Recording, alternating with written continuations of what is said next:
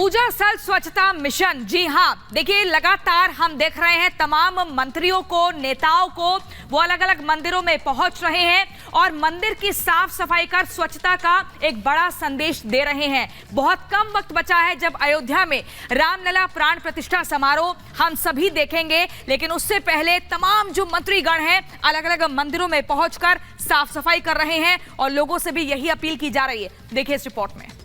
मैंने आह्वान किया था 22 जनवरी तक हम सभी देश के तीर्थ स्थानों की, मंदिरों की साफ सफाई करें। पीएम की अपील पर स्वच्छता अभियान।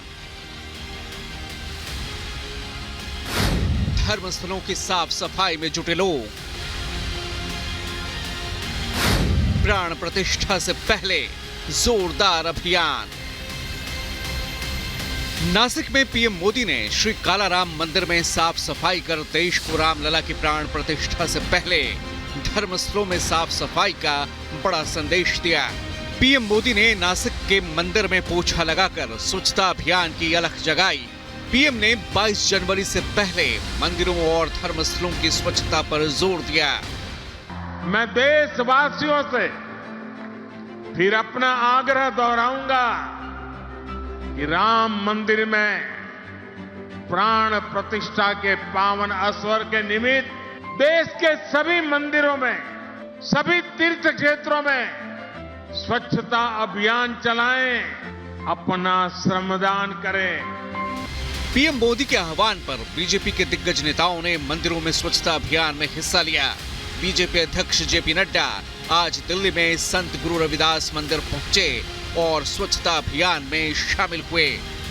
14 तारीख से 22 तारीख तक हम हरेक तीर्थ स्थल, मंदिर, जो भी तीर्थ क्षेत्र होगा उसकी हम सफाई भी अभियान में अपने आप को शामिल करेंगे।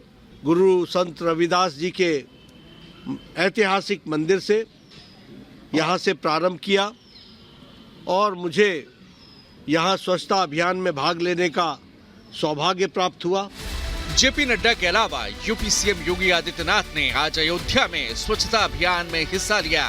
लता मंगेशकर चौक पर सीएम योगी स्वच्छता अभियान में शामिल हुए। यूपी सीएम योगी आदित्यनाथ के साथ साथ दोनों डिप्टी सीएम केशव प्रसाद मौर्य और ब्रजेश पाठक ने भी लखनऊ के अलग अलग मंदिरों में स्वच्छता अभियान में हिस्सा लिया।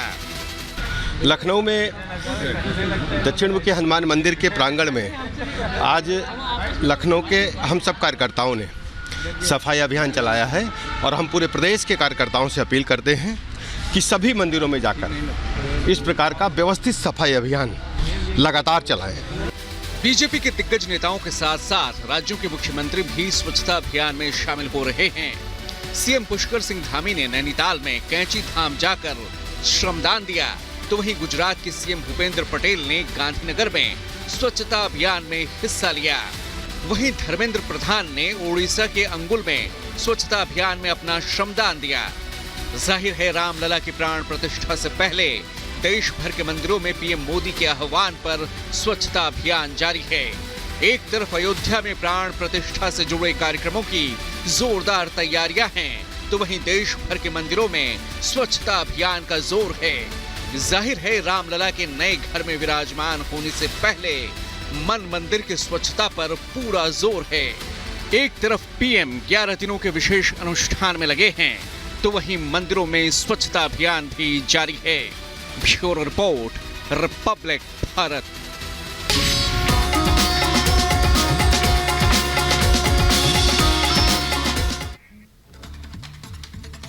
जगतगुरु रामभद्राचार्य अयोध्या में अनुष्ठान कर रहे हैं और इस अनुष्ठान में पीओके के लेकर के हनुमान जी को 1.25 करोड़ आहुतियां दी जानी है। उनका कहना है कि जब राम सीता आ गए तो पीओके भी आ जाएगा। देखिए हमारे इस खास रिपोर्ट में क्या कुछ कहा उन्होंने।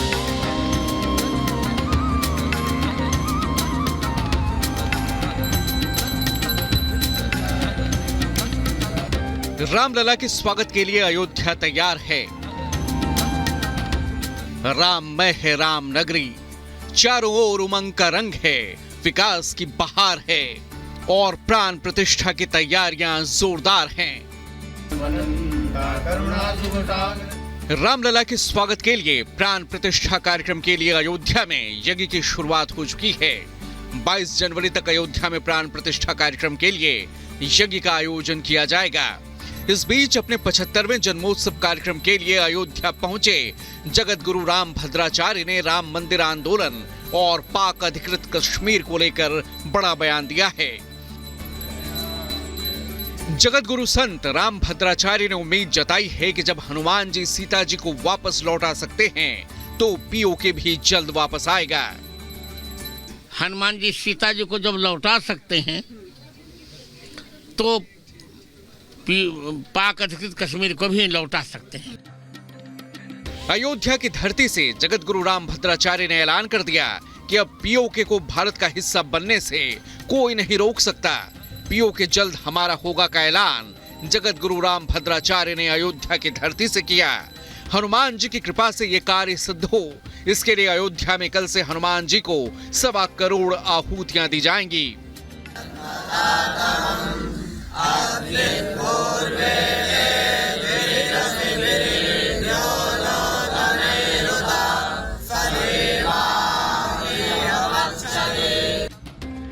राम मंदिर बनने पर 20 साल बाद अयोध्या में आज से राम कथा कर रहे हैं जगत गुरु राम भद्राचार्य। उन्होंने एक तरफ पीओके के जल्द भारत का हिस्सा बनने की उम्मीद जताई तो वहीं राम मंदिर आंदोलन की तपस्या सफल होने पर खुशी का इजहार किया। बहुत प्रसन्नता हो रही है मुझे, क्योंकि मेरा आंदोलन सफल हुआ।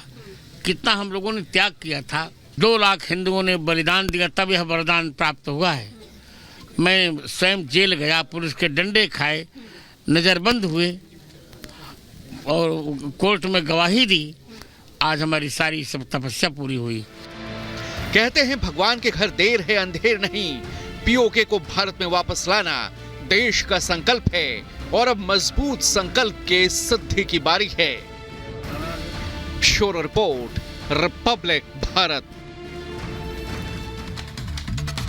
और चलिए अब आपको राम मंदिर में प्राण प्रतिष्ठा को लेकर विश्व हिंदू परिषद के महामंत्री मिलिंद परांडे से खास बातचीत सुनवाते हैं। तो अयोध्या में हम मौजूद हैं और मेरे पीछे आपको श्री राम मंदिर आपको दिखाई दे रहा है, जिसका निर्माण कार्य तेज गति से चल रहा है।